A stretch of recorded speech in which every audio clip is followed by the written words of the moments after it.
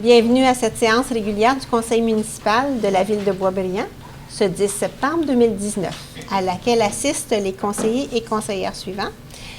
Monsieur François Côté, Monsieur Éric Rémy, Madame Christine Baudette, Monsieur Jonathan Thibault, Monsieur Daniel Caissard, Madame Karine Laramé, Monsieur Jean-François Eck et Madame Laurie Doucet, sous la présidence de Madame Marlène Cordato, mairesse. Oh, je suis allée trop vite.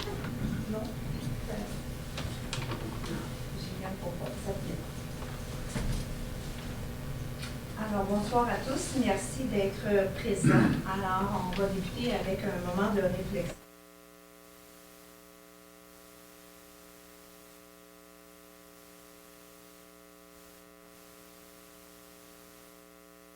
Madame Pierrette Drainville-Népilon, le 17 août, à l'âge de 73 ans.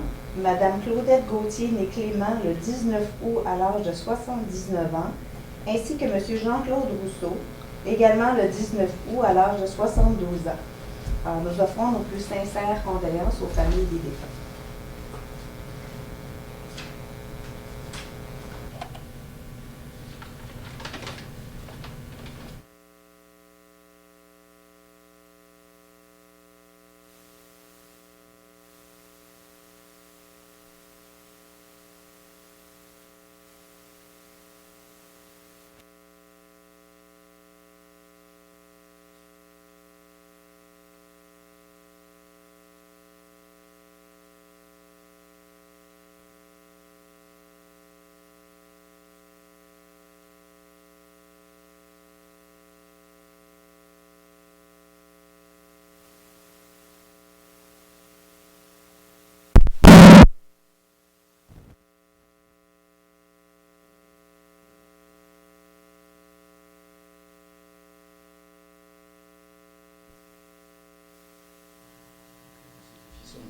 Est-ce que ça va? Non? Il y en a un qui serait.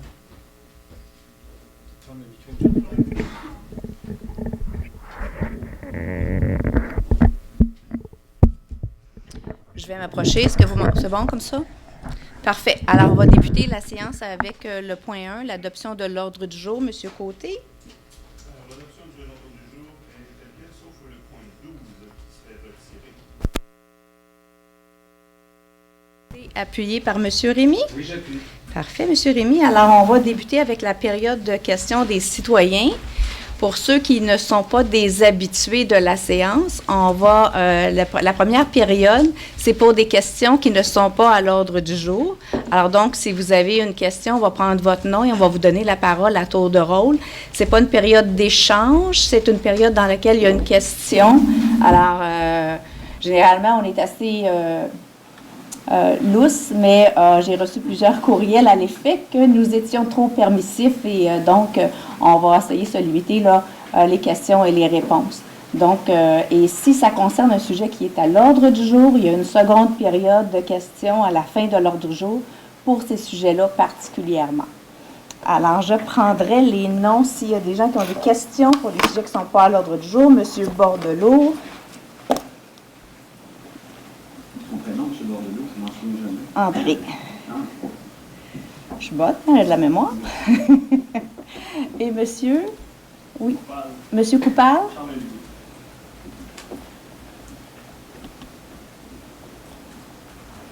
De quelle rue, monsieur Coupal? Excusez, parce que Papineau, parce que monsieur Bordelot, je la connaissais, alors je ne l'ai pas demandé.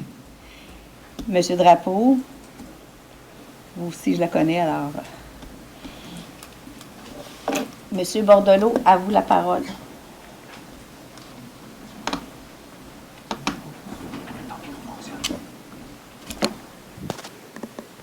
Bonsoir à tous. Bonsoir, ça fonctionne. Moi, j'aimerais savoir combien ça nous coûte à la ville de Boisbriand de subventionner indirectement le Club Armada par la vente de billets, l'achat de billets. L'année passée, on en avait acheté 200, puis cette année, j'ai cru voir qu'on en avait acheté 400 billets. En fait, c'est la même chose l'année passée que cette année, c'est 400. On fait 2 soirées qui sont pour les citoyens de Boisbriand, donc une soirée qui va avoir lieu en octobre, une soirée qui va avoir lieu au mois de février, dans lequel on donne les billets aux citoyens. Donc, c'est 200 billets à chacune de ces soirées-là. On avait déjà un partenariat pour des billets de saison, donc une paire de billets de saison. Ça, c'est depuis le début de l'Armada. Et depuis l'année dernière, on a adhéré à titre de partenaire comme ville hôte, en fait, d'avoir l'équipe chez nous qui porte notre nom. Alors ça, c'est notre contribution. Le montant exact, je pourrais le vérifier pour vous le donner, c'est quelques milliers de dollars. Ça doit être des alentours de 5-6 000? Probablement autour de ça. Je n'ai pas le chiffre exact là, de mémoire. On pourra peut-être faire une recherche, parce qu'on l'a fait à la dernière séance ou la séance précédente. Je vous remercie là, pour avoir dit que vos messages seraient un peu moins longs quand que vous donnez des réponses. Ça va peut-être raccourcir les assemblées. Ça va sûrement raccourcir les assemblées. On va être aussi moins permissif lors de la période de questions. C'est surtout les réponses qui étaient longues. Les questions aussi. On ne fera pas d'échange. Alors, voilà. Monsieur Coupal. Oui. Non, ça, c'est les heures de location. Donc, ma question va être quand même simple. À Oui. qui je peux m'adresser au niveau de l'urbanisme? Dans le fond, on a un problème sur 14 propriétaires. On a un lampadaire en plein milieu de notre entrée. Ça fait 1 an qu'on essaie de voir parce que c'est supposément la responsabilité de notre entrepreneur de le déplacer. Mais il y avait, dans le fond, la ville qui leur avait demandé de le déplacer. La dernière fois que j'ai eu une discussion avec l'urbanisme, on m'avait dit que finalement, il resterait là. Puis la semaine dernière, j'ai eu une nouvelle discussion qu'on m'a dit que finalement, notre entrepreneur Trigone avait décidé de le déplacer. Ma question est à qui je peux m'adresser à l'urbanisme ou est-ce qu'il y a un conseiller ou un député, dans le fond, là, qui est plus à l'urbanisme, à qui je peux déposer un dossier? Est-ce que ça pourrait peut-être faire avancer les choses? Vous allez déposer votre dossier à Mme la greffière qui va le transmettre aussi. C'est le service de l'urbanisme. Il n'y a pas de membre du conseil qui a ce pouvoir-là. Par contre, je vais m'assurer de faire un suivi que vous pouvez déposer auprès de la greffière et on va s'assurer de voir si c'est votre entrepreneur. En fait, nous, à ce moment-là, le service va demander à l'entrepreneur de procéder avec les travaux. C'est parce que surtout qu'il y a un danger de la sécurité aussi, là, parce qu'en ce moment, les fils, c'est des fils vivants, puis ils sont là. Il y a juste un petit cône qui est maintenant démoli, puis ils sont juste là, puis ils attendent juste à se faire topper pour que ça soit l'électricité. Alors, on va demander au service d'urbanisme d'entrer en communication rapidement avec l'entrepreneur pour s'assurer, l'entrepreneur ou le promoteur, là, pour s'assurer que c'est retiré. Merci. Merci beaucoup. Oui, certainement.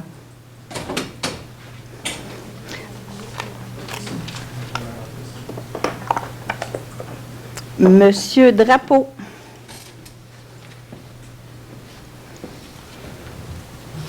Bonsoir. Bonsoir. En fait, en ce qui a trait au nouveau projet immobilier projeté Forestia, vous parlez d'en faire un développement résidentiel axé sur le transport en commun, qu'on connaît également sous l'acronyme anglais de TOD.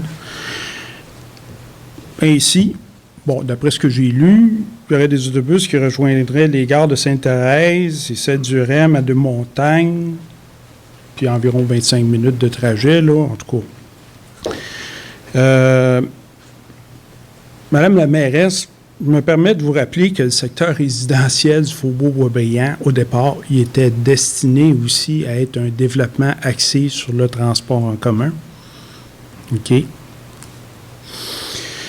Puis, comme vous savez, la proximité immédiate d'une voie ferrée nous permettrait, dans le Faubourg-Boisbriand, d'établir une gare qui serait à un tout petit kilomètre de la jonction. Non, excusez, je n'ai pas fini. Non, mais c'est un tout petit kilomètre d'une jonction de la ligne de train de banlieue de Saint-Jérôme. C'est pas pour vous, M. Drapeau. Est-ce que c'est possible de cesser de piocher sur vos ordinateurs parce que ça. OK, non, c'est parce que j'entends juste ça dans les micros, puis j'ai de la difficulté à entendre, monsieur. Puis si vous avez à taper sur vos ordis, parce qu'on l'entendait beaucoup à la dernière séance, s'il vous plaît, y aller délicatement pour pas qu'on entende, parce que j'ai de la difficulté là, à entendre. Je m'excuse, monsieur Drapeau, ça ne vous concernait pas, mais je pouvais pouvez pas porter pleine attention à Non, ce que non, vous c'est me correct, dites. c'est beau, là, j'avais mal compris. Là. C'est bon. Donc, pour venir, c'est ça. Donc, encore une fois, on pourrait faire une gare qui serait tout juste à 1 kilomètre, un seul kilomètre, là. OK? La ligne de train de banlieue de Saint-Jérôme, la jonction, là, je parle. OK? Madame Cordato, en 10 ans, votre administration a été malheureusement incapable d'utiliser ces conditions idéales, que je considère idéales, pour faire du développement, de ce développement hautement densifié, en fait, lui donner vraiment un statut de TOD, là, OK? Qu'on pourrait dire, puis qu'on promettait au départ. Bon. Madame la mairesse, je considère que si vous n'avez pas réussi là, vous ne pouvez pas réussir nulle part à faire un TOD. Nulle part. Puis pas juste sur le en tout cas. Moi, je vais vous poser la question. Quels efforts, là, votre administration fait-elle réellement, là, à part mettre une grosse affiche là, dans le faubourg, là, pour améliorer la qualité de vie de nos citoyennes et citoyens qui font de longues heures dans la circulation, 5 jours par semaine, OK, pour se rendre à leur travail, Montréal, puis même Laval, là. Et que comptez-vous faire, justement, pour éviter que le futur quartier Forestia fasse partie davantage du problème que de la solution, en ce sens-là? Merci. Bienvenue.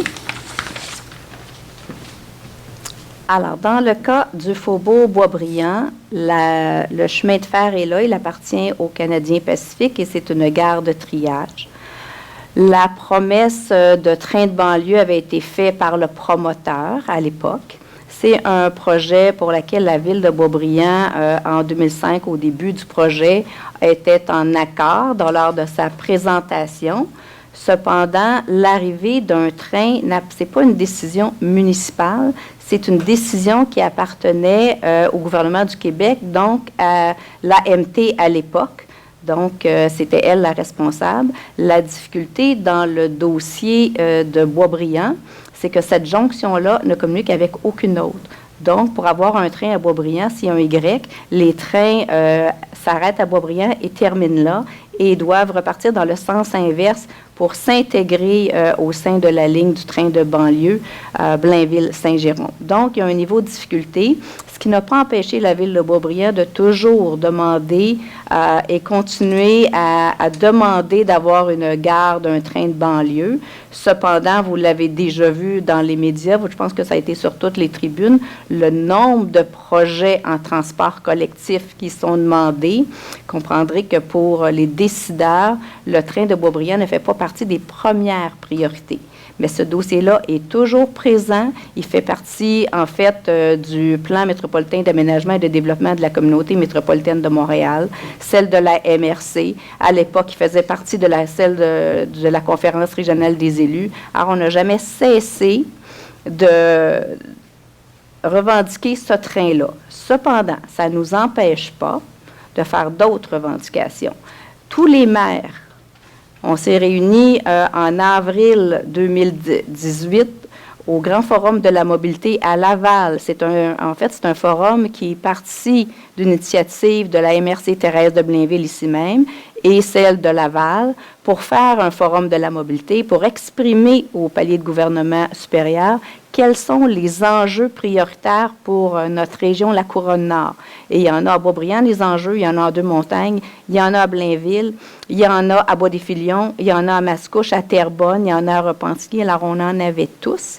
Et on s'est mis d'accord sur les enjeux prioritaires qui sont de faire des voies réservées pour le transport collectif.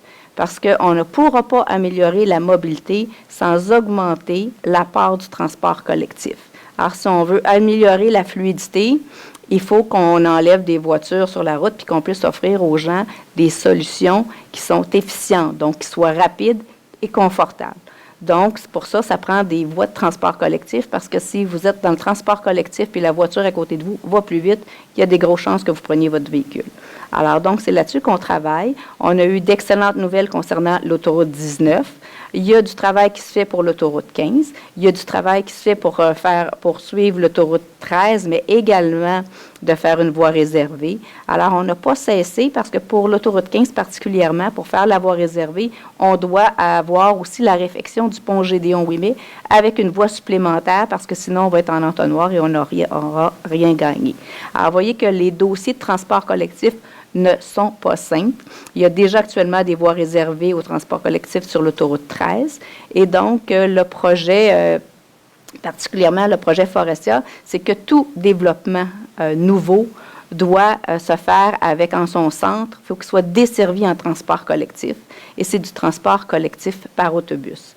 Dans notre cas, il n'y a pas de voie, il y a pas de voie ferrée à proximité là, de Forestia. Donc, ce secteur-là va se trouver très facilement à la portée du REM, donc du réseau express ou électrique métropolitain, avec des trains aux 10 minutes, 20 heures par jour. Alors, on pense, et je pense que c'est un pari que la Ville de Boisbriand fait, que les gens vont se diriger fort probablement en plus grande proportion vers ce moyen de transport-là que vers le train de Blainville-Saint-Jérôme. Pour notre part, nous sommes situés entre les deux. Donc, il y a un avantage pour nos citoyens d'aller à la gare de Rosemère, à la gare de Sainte-Thérèse ou à la gare de Deux-Montagnes. Alors, pour nous, c'est tout nouveau développement doit tenir compte maintenant du transport collectif et de donner cet aspect-là et cette possibilité-là aux gens. Donc, avant de penser à du développement, il faut être capable de desservir les gens. Alors, voilà pour le projet Forestia. Et pour continuer, c'est qu'on n'a pas cessé de faire les démarches pour le train de banlieue, mais ça vient après la ligne bleue, la ligne orange, la ligne rose, le 3e lien à Québec, le tramway. Alors, vous comprendrez que des projets en transport collectif au Québec, il y en a un et un autre. Donc, quand ils font des choix, ils les font aussi en fonction du nombre d'usagers. Alors, on est conscient de ça, mais on ne délaisse pas notre projet pour autant. Alors, voilà. Monsieur Drapeau, je reprendrai à la fin votre question, OK? On va passer à l'ordre du jour. Alors, au point numéro 3, c'est la demande de dérogation mineure. Qui va faire la présentation? Monsieur Cazard, vous lisez, et Mme Laramie allait faire la présentation. Merci. OK, on va parler d'une demande de dérogation mineure sur le boulevard Lionel-Bertrand, la zone P1 501-1, le dossier 1907 DM 380. C'est audition et décision sur la demande de dérogation mineure visant à permettre l'installation d'un panneau publicitaire autoroutier électronique. Donc ici, le requérant demande une dérogation mineure pour l'autorisation d'un écran numérique pour une enseigne publicitaire de type autoroutier.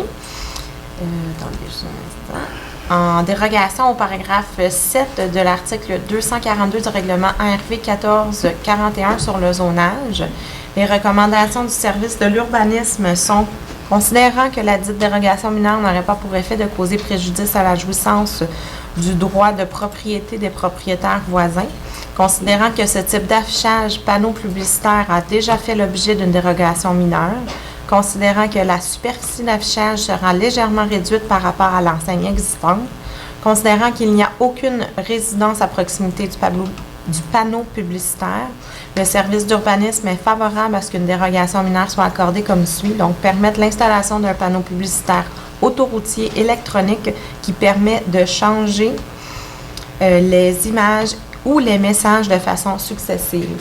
Donc, ce ne sera pas sous forme de vidéo, ça va être vraiment des images fixes qui vont s'alterner environ aux 10 secondes. Est-ce qu'il y a des questions?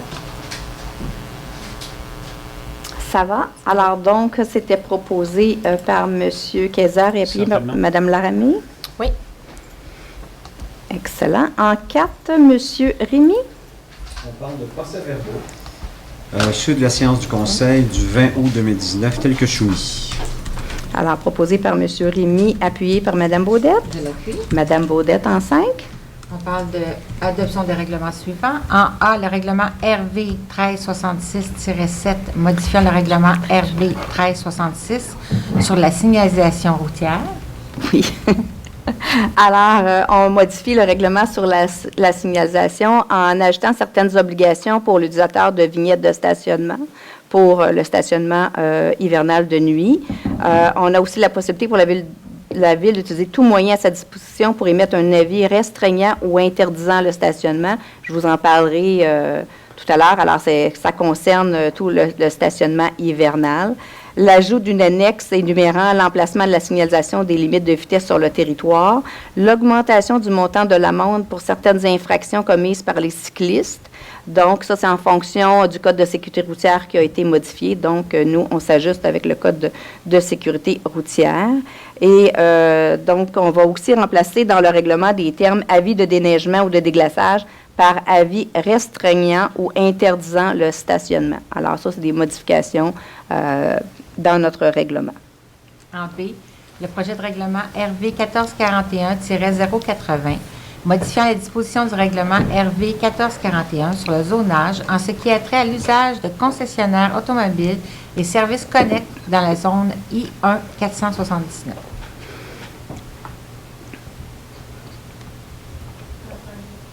Fait que je continue? Oui, excusez, oui. Projet de règlement RV 1441-081, modifiant le règlement RV 1441 sur le zonage en ce qui a trait aux dispositions particulières de la zone R3 483. En D, projet de règlement RV 1599-1, modifiant les dispositions du règlement RV 1599 sur les plans d'aménagement d'ensemble en ce qui a trait au nombre de logements dans la zone R3 483. En E, le règlement RV 1669 décrétant le retrait du caractère de rue du lot 6 296 381 à partir de la rue Ferland. Excellent. Alors, dans les sujets, le premier, c'était United Auto sur Grande Allée et les trois autres concernaient le projet Dion qui est sur la côte nord, en fait, derrière les édifices qui sont déjà construits, les deux gros édifices sur Côte-Nord. Le dernier, c'est sur la rue Ferland. Alors, c'était proposé par Mme Baudette, appuyé par M. Thibault. Je l'appuie. Merci. M. Thibault en 6. Donc, c'est dépôt et avis de motion. C'est dépôt et avis de motion pour l'adoption future des règlements suivants. En A, le règlement RV 1497-6 qui modifie diverses dispositions du règlement RV 1497 sur la délégation de pouvoir d'autoriser des dépenses, de passer des contrats sur le contrôle le suivi budgétaire. Et en B, le règlement RV 1650-1 qui modifie diverses dispositions du règlement RV 1650 sur la gestion contractuelle. Merci. Alors, donc, l'avis de motion est donné par M. Thibault. En 7, M. Cazard. On rentre dans la section administration-finances. En A, c'est prendre acte du dépôt de la liste des autorisations de dépenses pour la période du 26 juillet au 15 août 2019. En B, prendre acte du dépôt par la trésorière du sommaire mensuel des déboursés pour la période du 1er au 31 juillet 2019. En C, c'est accepter la liste des certificats de paiement tels que préparés par le service du génie en date du 27 août 2019, révisés par le service de la trésorerie le 28 août 2019, montrant un total de 513 975,58 sous et en autoriser le paiement. Et finalement, en D, c'est le dépôt de la liste des comptes à recevoir au 13 août 2019. Je le propose. Alors, c'est proposé par M. Cazard, appuyé par Mme Laramie. Oui, je l'appuie. Merci, Mme Laramie. En 8. Donc, affectation du surplus libre accumulé. Autoriser l'affectation de la somme de 15 000 $ du surplus libre accumulé pour des travaux urgents au chalet du parc Charbonneau. Proposé par Mme Laramie, appuyé par M.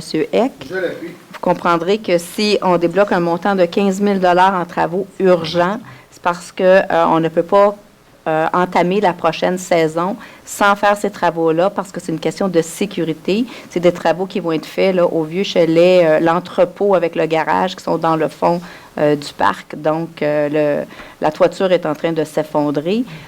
C'est pas pour rien qu'on veut faire des travaux importants au parc Charbonneau, dont un nouveau chalet et aussi un endroit pour entreposer nos équipements. Donc, actuellement, puisqu'on ne pourra pas entreprendre les travaux tout de suite, de toute façon, ils ne seraient pas prêts. Pour commencer la prochaine saison, il faut absolument faire ces travaux-là d'urgence. En 9, M.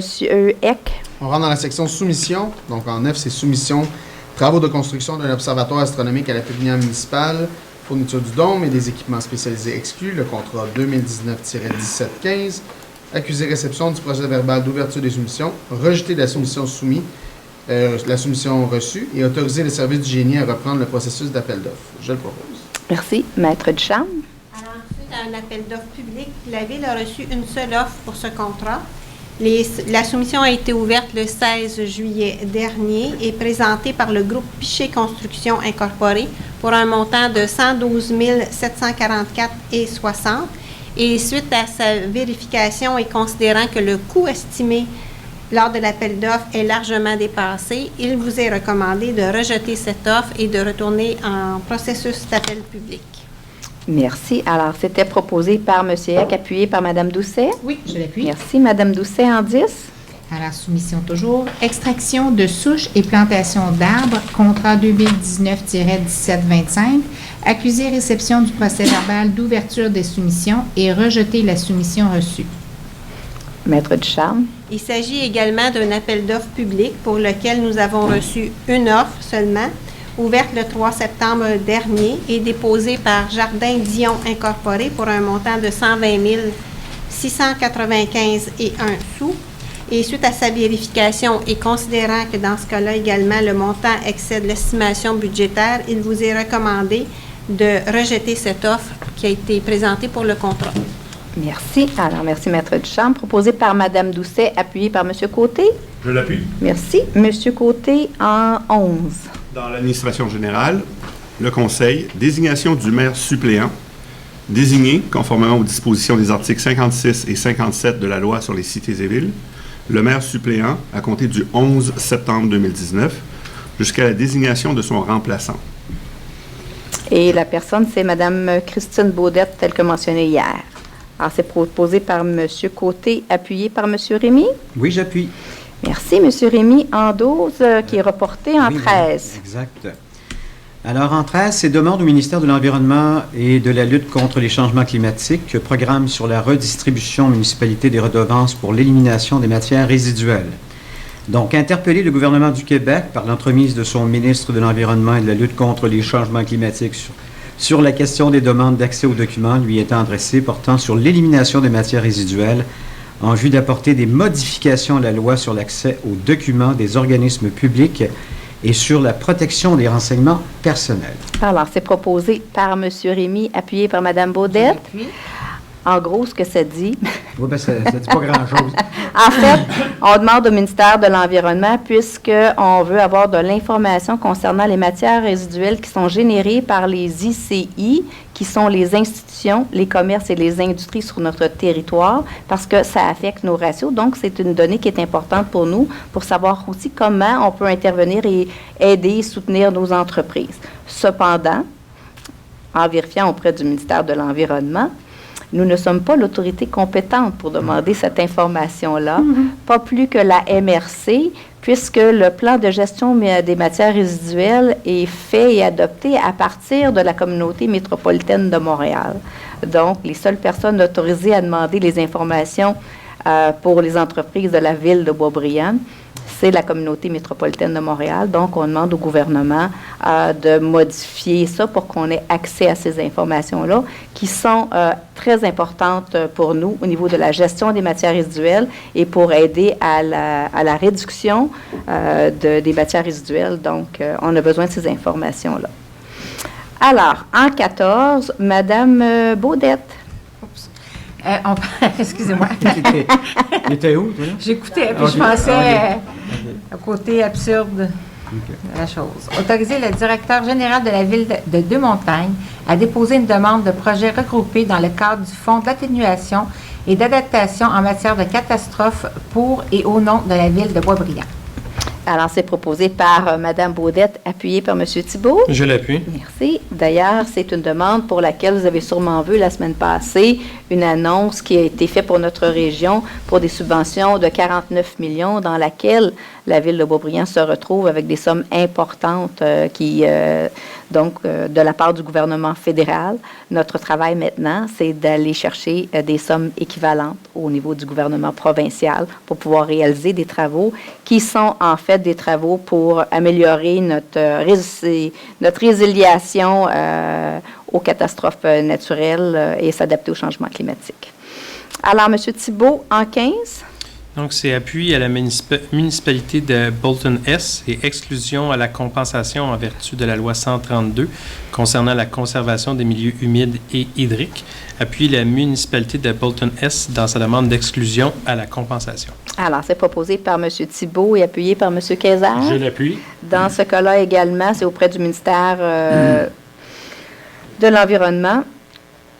En fait, les villes, quand font certains travaux, comme les entreprises ou les particuliers, dans le cas où on fait certains travaux dans des milieux humides et hydriques, il y a des compensations financières. Alors, quand la ville fait des travaux, les compensations financières, il faut être conscient qu'on paye ça avec l'argent des impôts fonciers des citoyens. Donc, on veut appuyer la municipalité de Bolton-Est qui demande cette exclusion-là. En fait, on ne s'exclut pas de faire des travaux convenables, mais les compensations financières qu'on paie avec votre argent, on aimerait ça que les villes soient exclues de ce processus-là. Monsieur Kayser, en 16. On parle d'une autorisation, c'est d'autoriser Spectralite à tenir un événement porte ouverte VIP dans le stationnement du Centre d'excellence Port-Rousseau le 11 septembre 2019. Je le propose. Alors, proposé M. Kayser, appuyé Mme Laramie. Oui, est-ce que je peux faire, j'ai un petit questionnement, on fait comment une porte ouverte dans un stationnement? Excusez-moi. Mme Laramie, en 17. Non. Appui Semaine nationale de sensibilisation à la sécurité ferroviaire. Appuyer la Semaine nationale qui se déroulera du 23 au 29 septembre 2019. Alors, proposé par Mme Laramie, appuyé par M. Eck. Je l'appuie. M. Eck, en 18. C'est une entente intermunicipale pour le regroupement d'achat pour le contrôle biologique des maringouins et des bouches noires piqueuses entre 2020 et 2024. Donc, de confirmer le renouvellement aux mêmes termes et conditions de l'entente intermunicipale concernant un regroupement de certaines municipalités en vue de l'octroi en commun d'un contrat pour le contrôle biologique des maringouins et des mouches noires piqueuses pour la période du 1er janvier 2020 au 31 décembre 2024 et autoriser la signature de tout document donnant effet à la présente. Je le propose. Alors, proposé par M. Eck, appuyé par Mme Doucet. Oui, je l'appuie. C'est un regroupement au niveau des villes de la MRC. C'est le même processus qu'on fait déjà depuis une quinzaine d'années. Madame Doucet, en 19. Oui, alors servitude, construction et entretien d'un égout pluvial, partie du lot 2 108 911. Approuver l'établissement d'une servitude de passage et d'accès pour la construction et l'entretien d'une conduite d'égout pluvial affectant une partie du lot 2 108 911 du cadastre du Québec. Autoriser la signature de tout document donnant effet à la présente. C'est le projet de réflexion du chemin de la Grande-Côte. Merci, Mme Doucet. Donc, proposé par Mme Doucet et appuyé par M. Côté. Je l'appuie. Merci, M. Côté, en 20. Au niveau des servitudes encore, entretien de conduite d'aqueduc et d'égouts sanitaires, partie du lot 6 245 195. Approuver l'établissement d'une servitude de passage et d'accès pour l'entretien de conduite d'aqueduc et d'égouts sanitaires, affectant une partie du lot 6 245 195 du cadastre du Québec et autoriser la signature de tout document donnant effet à la présente. C'est le projet de construction du concessionnaire Volkswagen. Donc, proposé par M. Côté, appuyé par M. Rémy. Oui, j'appuie. Merci, M. Rémy, en 21. Alors, autoriser conformément au règlement RV 1355-2 sur la qualité de vie, les services des travaux publics à procéder au fauchage de l'herbe haute sur les terrains privés vacants ou construits inscrits à la liste du 15 août 2019. Alors, proposé par M. Rémy, appuyé par Mme Baudette. Merci. Mme Baudette, en 22. On parle de reconduire le projet d'encadrement de la pêche sur glace pour la saison hivernale 2019-2020 aux conditions décrites au rapport du 16 août 2019. Je le propose. Proposé par Mme Baudette, appuyé par M. Thibault. Je l'appuie. Parfait. M. Thibault, en 23. Donc, c'est demande de dons et ou subventions. C'est accorder un don de 250 $ à la table de concertation sur la pauvreté MRC de Thérèse de Blainville pour soutenir l'organisation de la Nuit des sans-abri en 2019. Alors, proposé par M. Thibault et appuyé par M. Kayser. Je l'appuie. Merci. M. Kayser, en 24. On rentre dans la section planification et urbanisme.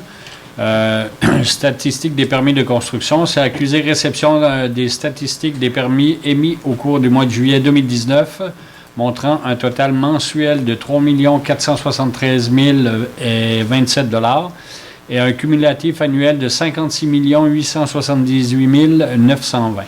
Je le propose. Bon, proposé par M. Kayser, appuyé par Mme Laramée. Oui, je l'appuie. Merci, Mme Laramée, en 25. Donc, les demandes de permis en A, approbation, permis de construction d'une résidence unifamiliale, le modèle Bel Habitat, au 172 rue Yvonne Lacroix, zone R1 303. En B, approbation, permis de rénovation Berloy Construction, 85 chemin de la Grande Côte, zone C2 109. En C, approbation, permis de rénovation d'un bâtiment accessoire au 3767 chemin de la Rivière-Cachée, zone A 507.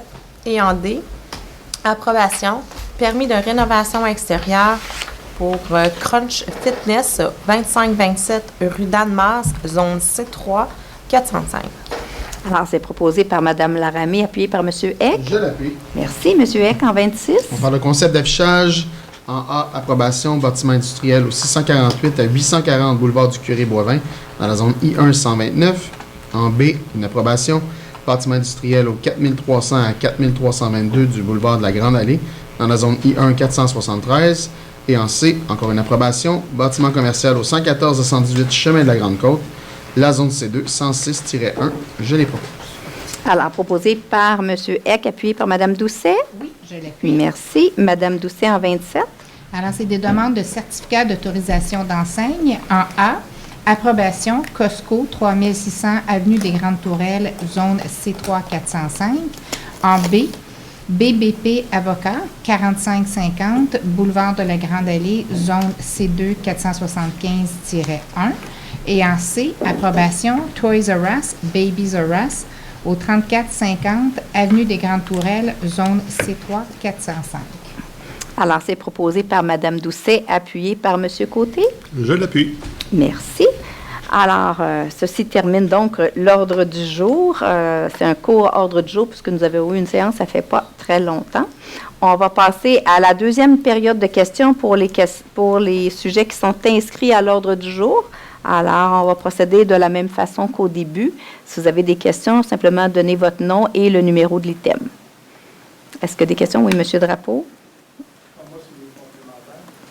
Oui, parfait. Est-ce qu'il y a des questions sur les sujets qui sont à l'ordre du jour? M. Drapeau. Exceptionnellement, puisque je vous ai dit tantôt, là, on va procéder comme ça. OK, c'est beau. En fait, quand vous disiez par rapport à le train qui pourrait se rendre au Faubourg, pouvez-vous m'expliquer un peu de la façon que vous le voyez? Parce que je ne suis pas sûr d'avoir bien compris. Là. Vous me disiez qu'il fallait... Vous parliez que le train devait faire marche arrière. On s'entend que les trains peuvent faire marche arrière. Pas qu'il faisait marche arrière, mais en fait, il repart. Donc, il faut qu'il soit capable de repartir à partir du Y. C'est un Y quand on vient à Boisbriand. Il n'y a pas de continuité. Ça ne reprend pas ça ne retourne pas vers Saint-Jérôme. Alors, vous comprenez que le train se sépare, vient à Boisbriand et repart de là dans l'autre direction. Écoutez, Mme la mairesse, moi, justement, j'ai étudié la question il y a plusieurs années, puis j'avais rencontré justement des gens du syndicat de copropriétaires du Faubourg qui faisaient des pressions assez importantes pour obtenir ces voies ferrées-là. Puis effectivement, ça a à peu près cette forme-là. Hein? Quand je peux la montrer à la caméra, là, bon. Mais M. Drapeau, c'est une question, puis une question complémentaire. Je veux juste vous montrer. C'est parce que là, ce que vous êtes en train de me dire, c'est que vous trouvez ça trop compliqué parce que le train, il faudrait qu'il se rende à la gare puis qu'il recule pour s'en venir à Boisbriand. Or, il s'agit juste de faire partir une antenne de Boisbriand, au même titre qu'il existe des antennes pour le REM, hein, vous savez. Bon, on fait partir une antenne du REM, puis selon les gens, selon l'étude que ces gens-là avaient faite à l'époque, ils disaient qu'il y avait à peu près 60% des passagers qui embarquaient à partir de la gare de Sainte-Thérèse. OK? Donc, il s'agissait juste d'avoir une antenne ici, une antenne là, coordonner ça, puis tout le monde est content. Madame la mairesse, honnêtement, là, j'ai pas l'impression que vous avez fait fouiller ben le dossier, là. Écoutez, je comprends pas, là, moi. Pour ce qui est de la voie réservée, là, vous me dites que on veut faire une voie réservée sur la 15, OK? Mais dans le cadre du projet qu'on veut faire, ça serait peut-être davantage sur la 13, si on faudrait une, on s'entend? Bon. Le problème qu'on a, encore une fois, vous l'avez soulevé, c'est le pont Gédéon-Ouimet, c'est ça? Qui a besoin d'être élargi. OK? Bon. Le pont Gédéon Ouimet, à ma connaissance, qui a été construit fin des années 50, début des années 60, il est à la fin de sa durée de vie utile. Il ne respecterait pas les normes sismiques, selon ce que j'ai entendu dire. En tout cas, il faut le refaire. Bon. Mais le pont Vachon de l'autoroute 13, là, si vous voulez faire une voie réservée là-dessus, il va falloir retrancher une voie. Je ne sais pas si vous vous souvenez, il y a quelques années, le ministère des Transports a fait une tentative là-dessus. Puis je pense qu'il a fallu qu'il retire les petits murets, parce que sans ça, il y avait une révolution sous les bras. Là. OK? En pensez-y même pas d'enlever une voie sur le pont Vachon. Oubliez ça. Puis le pont Vachon, il a été construit, à ma connaissance, dans les années 70. Donc, il y a à peu près une quinzaine d'années de plus que 15 à 20 ans de plus que l'autre. Fait que, un problème. Il y avait un problème, Mme la mairesse. On ne peut pas rajouter une voie sur un pont, là. Pour les pistes cyclables, oui. Vous pouvez faire une voie cyclable, vous pouvez accrocher une piste cyclable là-dessus. Mais les autobus, là, ça risque d'être difficile un peu. Fait que moi, je vous dis, là, selon moi, là, votre dossier de transport en commun, là, actuellement, là, vous avez bien... moi, je vous recommande, ce que je vous propose, là, pourquoi vous ne rendriez pas le public toutes les démarches que vous avez faites en matière de transport en commun, les démarches que vous avez faites auprès des autorités pour améliorer le transport en commun, que ce soit au niveau de la voie réservée, que ce soit au niveau du transport lourd comme les trains de banlieue, gare de Faubourg-Boisbriand. Moi, j'apprécierais, parce que je trouve qu'actuellement, là, ce sujet-là, il y a du laxisme là-dessus de la part de votre administration. Merci. Bienvenue. Je pense que j'ai tout dit.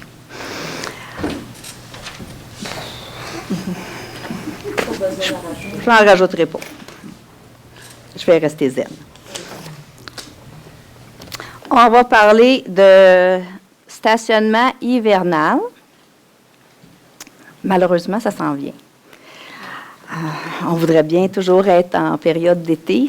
Malheureusement, la température nous le rappelle assez rapidement qu'on a les deux pieds dans l'automne.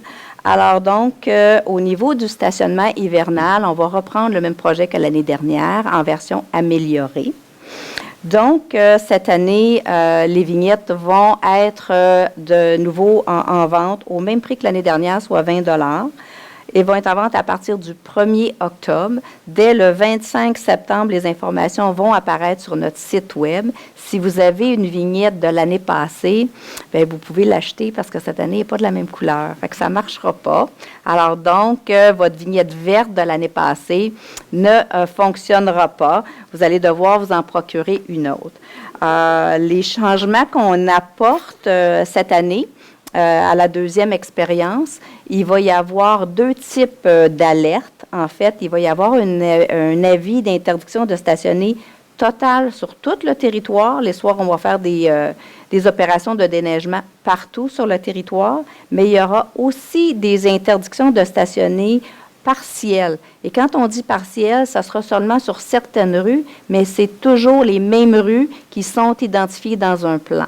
Alors, quand vous allez venir chercher votre vignette, vous allez remplir votre document et vous allez avoir une copie de ce plan-là. Donc, ça va être important de vérifier si vous êtes à l'intérieur du plan, donc sur une des rues qui peut y avoir des interdictions partielles.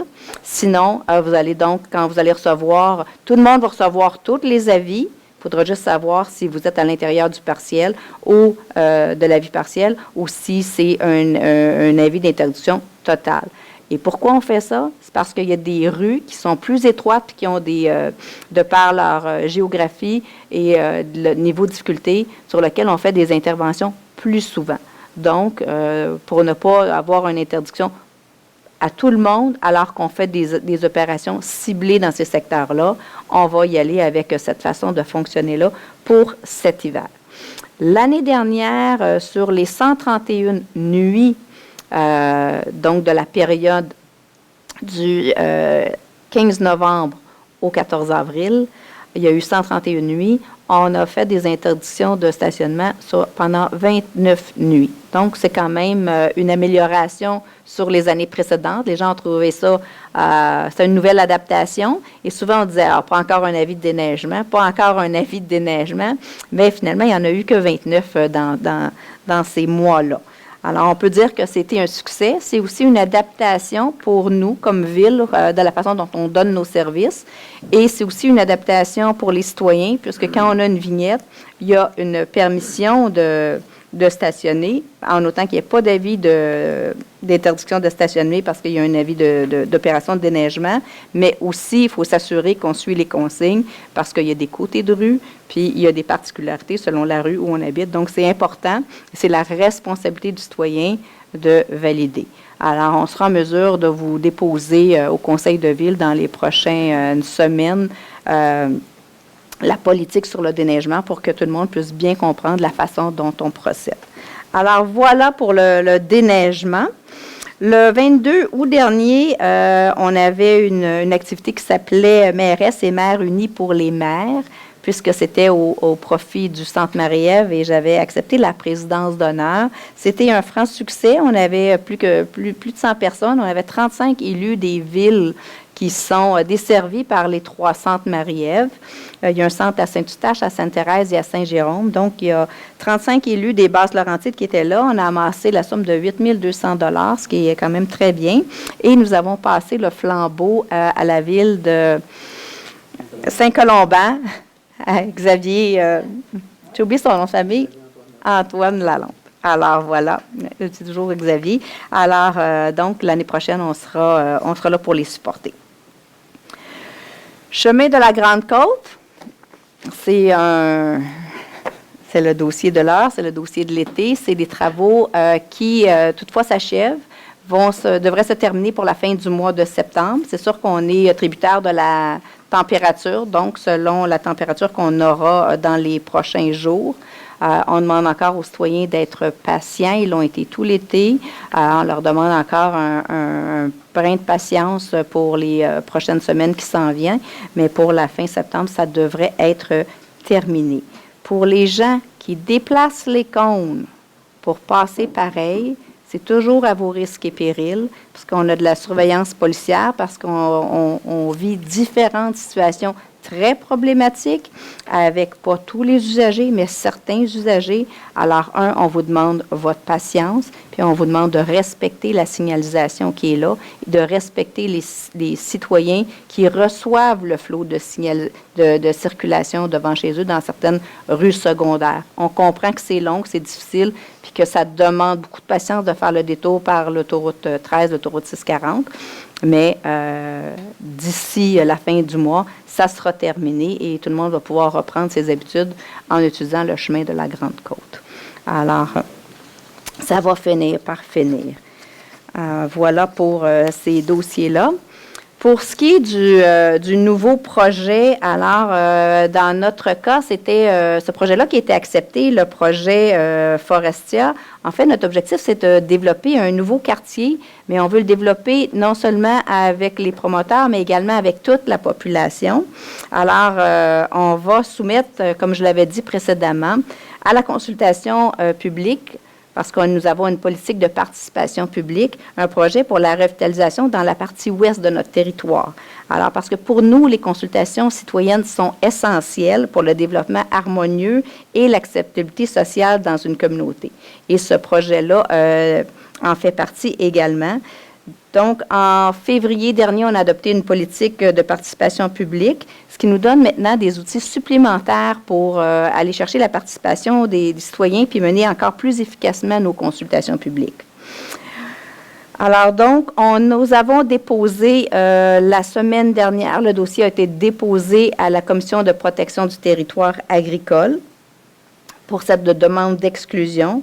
Maintenant, dès que nous aurons des informations suite à ce dépôt, quand nous aurons des informations favorables pour ce développement, nous entreprendrons toute la partie de la participation citoyenne pour créer ce nouveau milieu de vie-là et tenir compte des interrogations, mais aussi des préoccupations des citoyens pour toutes les questions qui sont relatives à la cohabitation, à la circulation et à la densité.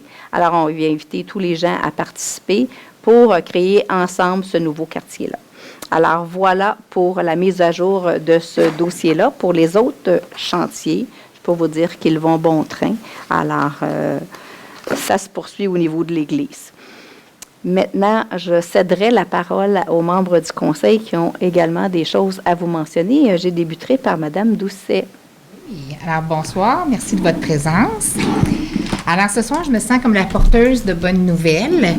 Je vous ai parlé antérieurement que la 2e édition du budget participatif avait pris son envol.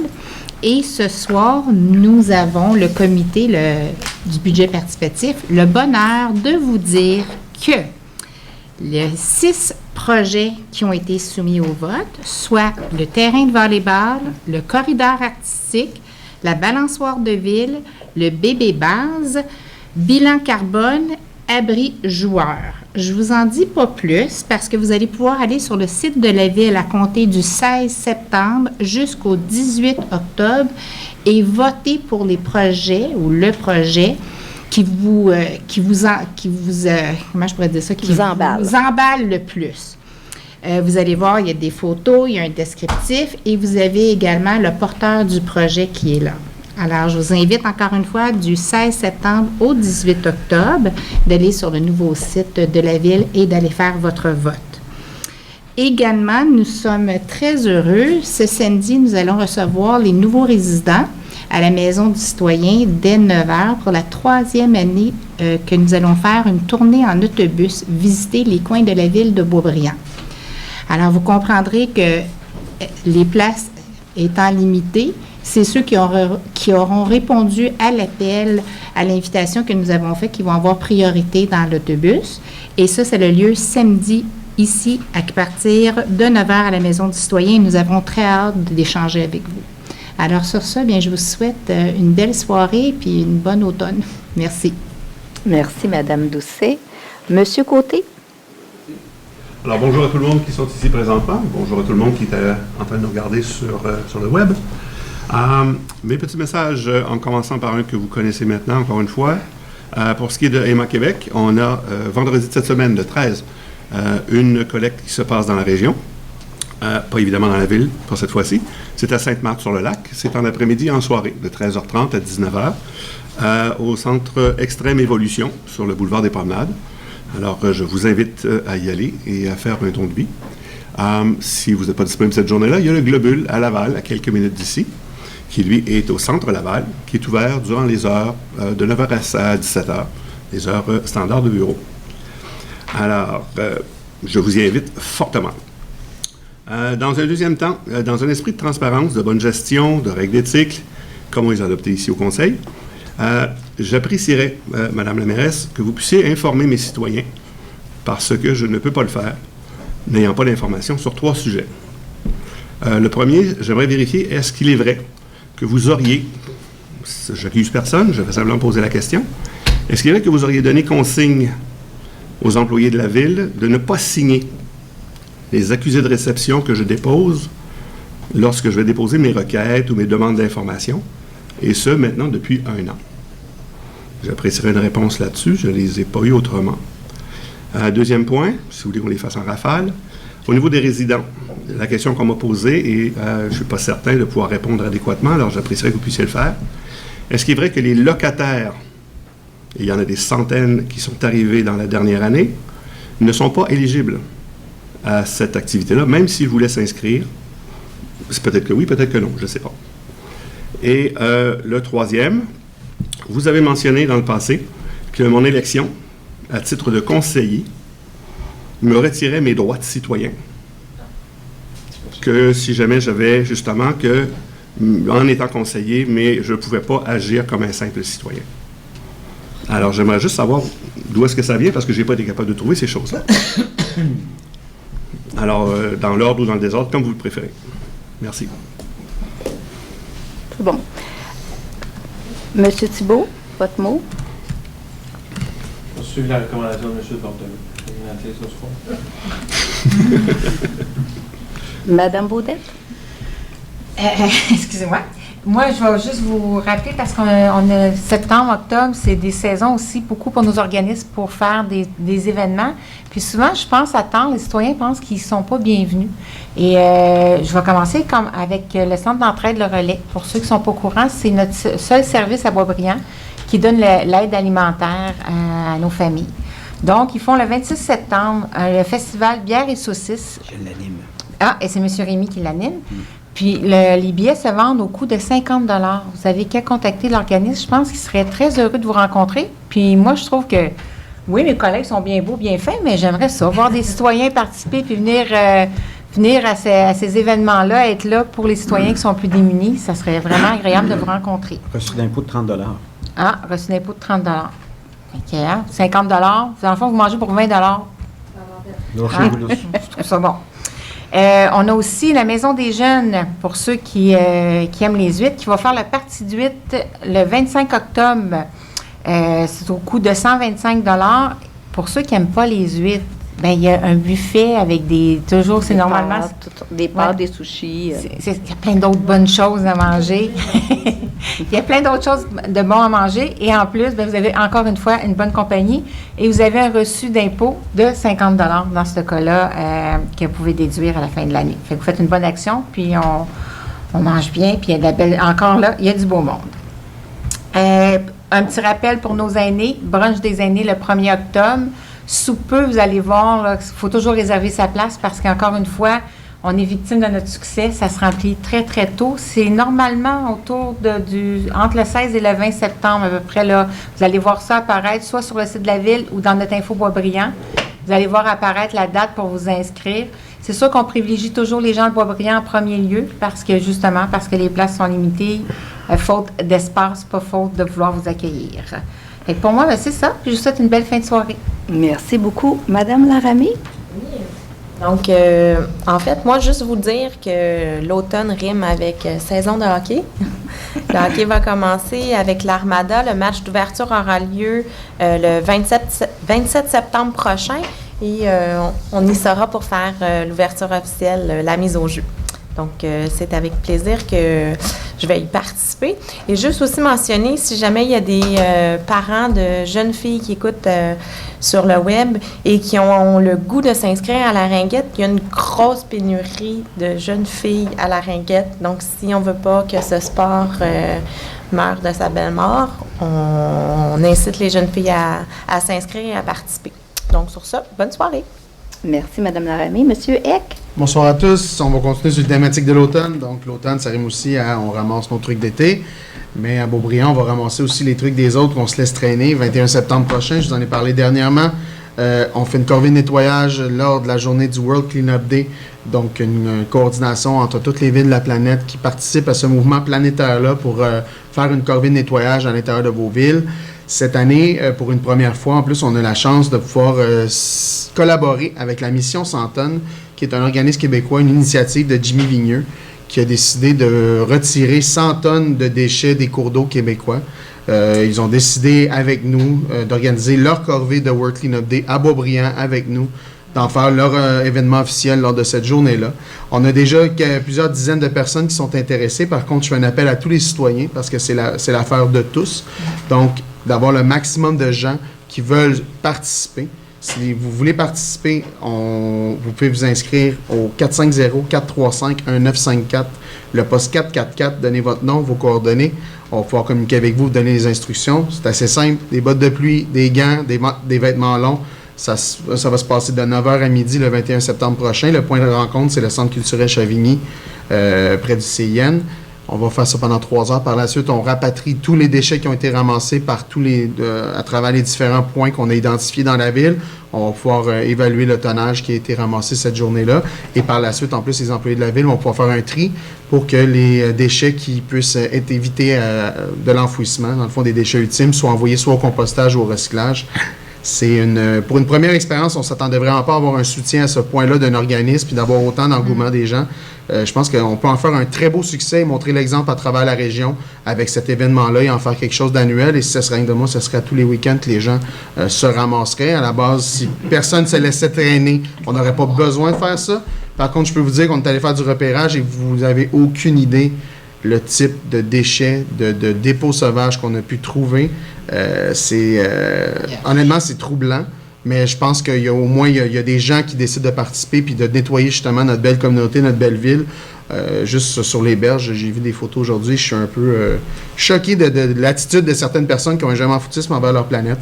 Donc, je suis très, très, très content de pouvoir compter ces gens-là par dizaines. J'aimerais bien pouvoir dire qu'on va être une centaine. On pourrait faire un statement très fort à Beaubriand, comme quoi l'environnement, notre ville est verte, est bleue et est propre.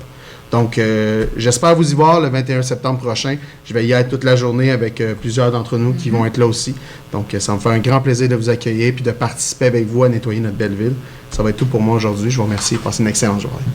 Merci beaucoup, M. Eck. M. Kayser. Beaulius. Pas pire, hein? Ah oui, définitivement.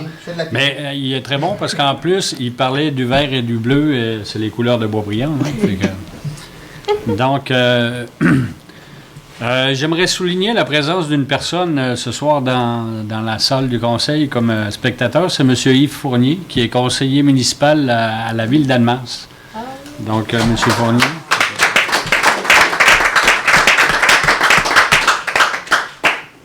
Donc, vous le savez, Annemasse, c'est une ville française. Pour vous la situer, vous savez où c'est, Paris, à peu près? Ben, c'est pas là, hein? Non, c'est une ville de la Haute-Savoie, donc qui est voisine de la ville de Genève. Et on a un pacte d'amitié depuis 18 ans avec la ville d'Annemasse, mais on a un échange étudiant qui, lui, dure depuis plus longtemps. On n'est pas loin de 30 ans, je pense. Donc, vous vous rappelez, plusieurs fois, j'ai fait des appels au cours des années passées d'aller pour rechercher des jeunes personnes pour les envoyer à Annemasse pendant la saison estivale. Et nous autres, on recevait 2 jeunes Annemassiens. Donc, bienvenue, M. Fournier. J'ai beaucoup échangé avec lui par rapport à la municipalité d'Annemasse, qui compte à peu près 35 000 habitants. Ils ont les mêmes problématiques que nous, et puis on a eu des beaux échanges. Fait que suite à ça, M. Fournier reste encore 2 petits jours ici au Canada. J'aurai encore un petit peu l'opportunité d'échanger par rapport à ce qui s'est vécu ce soir. Son appréciation d'un déroulement de conseil. Fait que c'est ça. Aussi, on a parlé tantôt de la nuit des sans-abri. C'est à Sainte-Anne-des-Plaines. Il faut monter la côte, mais je vous invite fortement à y aller. Donc, le 18 octobre prochain. C'est une soirée qui est importante. Tout comme on le disait, c'est un organisme supramunicipal ou intermunicipal. C'est vraiment important. Donc, nous autres, l'année passée, on était Ville-Haute. Cette année, c'est Sainte-Anne-des-Plaines. Et puis, je vous invite à y aller fortement.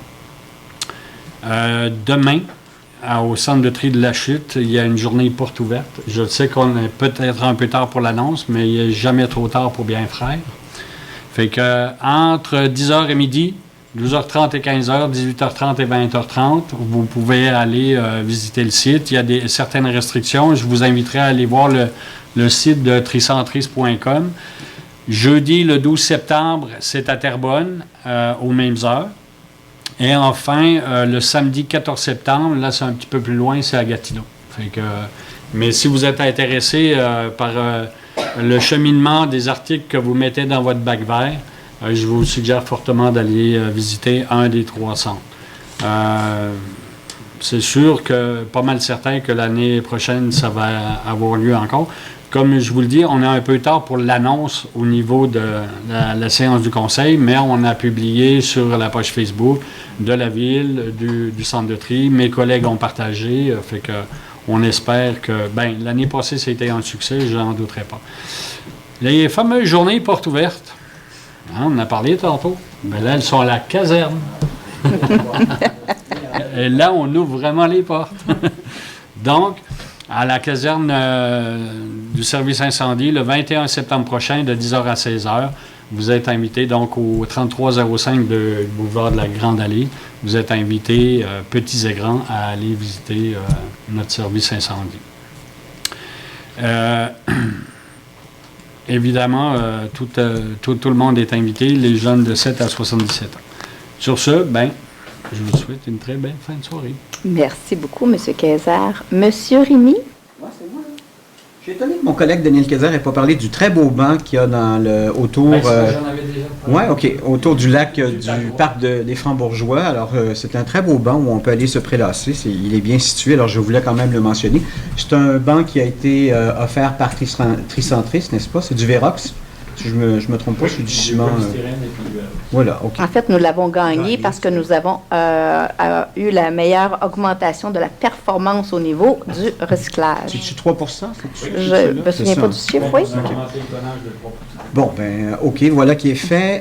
Je voulais peut-être juste rapidement revenir sur la soirée dégustation bière et saucisses. Pour certains, c'est saucisses et bière. Alors, vous arrangez ça comme vous voulez. Mais c'est important de venir aider, bien sûr, cet organisme qui vient aider les démunis de notre région. Alors, pour le service d'entraide Le Relais, je vous rappelle que c'est le 28 septembre, à compter de 18h, Maison du Citoyen. 50 $ le prix du billet, 30 $ le reçu de charité. Puis, sincèrement, j'aurai peut-être une surprise ce soir-là. Je vous invite à y être. Non, je ne danserai pas, ne vous inquiétez pas. Ça ne sera pas ça, mon affaire. Je voulais aussi mentionner le très beau souper de fin de saison où quelques-uns des conseillers étaient là pour la pétanque. Hein? Oui. Monsieur Gilles Briand, qui s'occupe de l'événement, était en feu ce soir-là, et de même que tous les participants. Alors, c'était une très, très belle soirée. Et sur une note peut-être un peu plus sombre, puisqu'on a parlé de l'hiver, vous savez que, bon, quand la luminosité baisse, quelquefois, ça se pourrait qu'on broie du noir, et quand on broie du noir, quelquefois, on peut peut-être penser au suicide. Aujourd'hui, c'est la journée mondiale de la prévention du suicide. Je vais vous donner des statistiques. C'est la 17e journée mondiale donc de la prévention du suicide. Ça le dit, hein, c'est à travers le monde. Imaginez, il y a quelqu'un qui se suicide à toutes les 40 secondes et une tentative de suicide à toutes les 3 secondes. Il y a 1 million de personnes qui se suicident à chaque année. C'est plus que toutes les guerres et toutes les tragédies, imaginez, que l'on peut retrouver sur la planète. Et à cela s'ajoutent 10 millions de personnes qui sont endeuillées. Je pense qu'il ne faut jamais l'oublier. Je pense l'avoir déjà mentionné, une chance que j'ai échoué dans ma tentative à l'âge de 25 ans, parce que moi aussi, j'avais fait une tentative de suicide. Et aujourd'hui, j'en ai 60 et je suis très heureux. Mon demi-frère n'a pas eu cette chance-là. Il s'est suicidé, imaginez, à l'âge de 57 ans. Il avait une petite fille de 5 ans. C'est un geste permanent pour une solution. C'est un geste permanent pour une problématique temporaire. Excusez-moi, l'émotion a monté. Donc, si jamais vous voyez quelqu'un qui peut-être a changé, quelqu'un qui commence à donner ces choses, ou si vous-même vous avez ces idées noires en tête, ne restez pas seul. Parlez-en autour de vous et il y a des ressources qui sont facilement accessibles. Donc, je voulais mentionner ça pour cette journée mondiale de la prévention du suicide. La vie, c'est beau. Pas tout le temps, mais c'est beau en général. Merci. Merci beaucoup, M. Rémy. Merci à tous. Je prends tout le temps de respirer et d'être zen. Monsieur Côté, je vais répondre à vos questions. D'abord, je ne suis pas sûre que ça intéresse vraiment vos citoyens de savoir si vos avis ou vos documents sont signés par les employés en accusé-réception. Vous me permettrez d'en douter, mais notre personnel n'a pas de temps pour ça parce que c'est très complexe vos demandes. Alors, vos documents, vous me les envoyez par courriel, puis c'est pas grave si vous venez les porter papier. En fait, je vous dirais que c'est pas vert. Ici, on fait une promotion de l'élimination du papier. Alors, une fois que vous me l'avez envoyé par courriel, c'est correct que je l'ai. Vous n'avez pas besoin de venir le porter, de vous déplacer. Vous dépassez, en fait, vous émettez des gaz à effet de serre, puis en plus, vous imprimez du papier. Alors, non, nos employés n'ont pas de temps pour les signatures d'accusé-réception. Ça ne veut pas dire que vos documents ne sont pas reçus. Pour ce qui est des nouveaux résidents, on a toujours procédé de la même façon. On envoie des invitations aux gens dont on obtient les coordonnées. Alors, donc, ça dure depuis 20 ans, 25 ans. Alors, on fait de la même façon. L'information qu'on transmet aux citoyens, qu'on change, par exemple, c'est la façon dont on les reçoit. C'est maintenant parrainé par Mme Doucet qui nous offre depuis 2 ans un circuit en autobus qui est fort apprécié de nos citoyens. Et pour ce qui est de votre affirmation par rapport à si vous êtes un simple citoyen, vous perdez vos droits. Vous ne perdez pas vos droits de citoyen, vous êtes toujours un citoyen. Mais quand je vous dis, quand vous rentrez dans la salle ou quand vous êtes à quelque part, vous ne perdez jamais votre statut d'élu. Alors, vous ne pouvez pas dire aujourd'hui, je suis un citoyen, puis demain, je suis un élu. Vous êtes élu 24 heures sur 24, 365 jours par année à partir du moment de votre assermentation, et même un petit peu avant, et jusqu'à la fin de votre mandat. Puis Puis l'exemple que je donne tout le temps, c'est essayer d'avoir un accident en état d'ébriété et voyez ce que le journal va écrire. Il ne dira pas le résident, il va dire l'élu municipal. Alors donc, on est toujours un élu municipal, on doit toujours être conscient de ça dans tous les gestes que l'on pose. Alors, vous êtes toujours un élu municipal, quels que soient que les gestes que vous posez. Malheureusement, c'est comme ça, ça vient avec la charge publique, c'est ce qu'on a choisi de faire. On a déposé notre candidature, on a fait une campagne électorale, on a demandé aux gens de nous choisir. C'est pour servir les gens et on demeure toujours un conseiller municipal, peu importe l'heure du jour ou l'endroit dans le monde où on se trouve. Il y a toujours quelqu'un qui nous connaît ou qui va reconnaître les gestes que l'on va poser ou l'attitude que l'on aura. Alors voilà, pour le transport collectif, je pense que j'avais tout dit la première fois, mais comme les maires de Oka jusqu'à Repentigny ont déposé en fait toutes leurs demandes, à ma connaissance, on n'est pas des sans-génies. Alors, on a pensé à chacun des endroits. Il y a des problématiques, il y a des défis qui sont à surmonter, mais il faut faire une place au transport collectif dans nos circuits autoroutiers. C'est la seule façon qu'on va y arriver. Alors, il y a maints projets qui sont proposés par beaucoup de villes. Alors, l'avenir est dans la mobilité et c'est une question qu'il va falloir adresser. Peu importe le sujet, il faut toujours avoir une vision de la mobilité pour nos citoyens dans notre région, mais comme dans les régions environnantes. Alors, voilà ce qui met un terme à la séance du Conseil. Monsieur Rémy pour proposer la fin, Monsieur Eck. Alors, voilà. Merci à tous. On se retrouve le 1er octobre pour la prochaine séance du Conseil. Nous, on aura brunché le matin avec les aînés et le soir, on sera ici pour la séance du Conseil. Alors, au revoir. Merci, M. Fournier, de nous avoir visités. C'est un plaisir de vous recevoir.